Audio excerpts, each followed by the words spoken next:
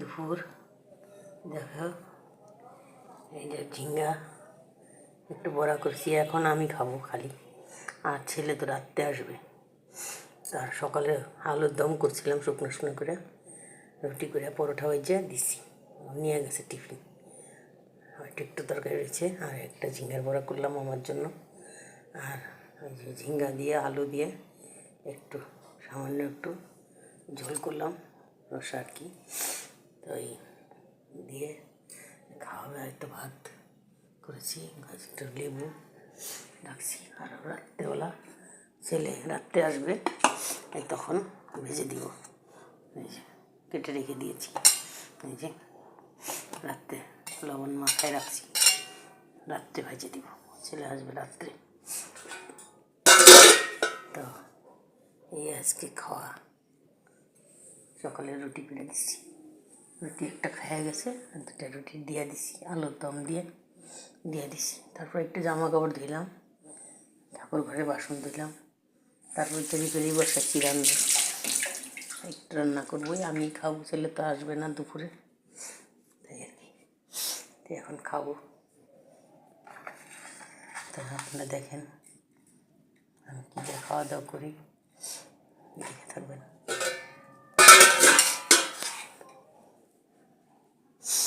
আর কি খাওয়া, সকালে রুটি আর একটু চা খাইছি, এখন খাবো, কী করবো।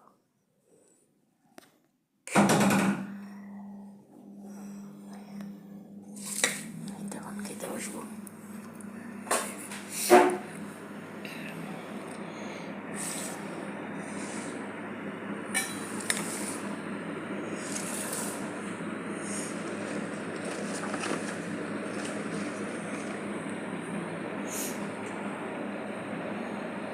খাওয়া দাওয়া, কাপড়গুলো রৌদ্র নাই বাসায়, ঠান্ডার দিন আসলে আমাদের বাসায় রৌদ্র থাকে না, তো কাপড়গুলো একটু উল্টে দিলাম, উল্টে পাল্টে দিয়ে আসলাম।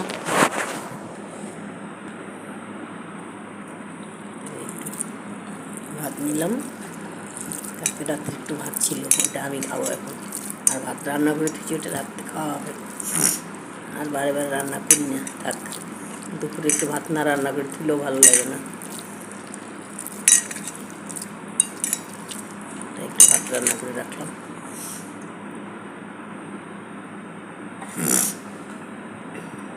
আমার পেজটাকে ফলো করবেন, আপনারা খাওয়া দাওয়া করেন, ভালো থাকেন, সুস্থ থাকেন।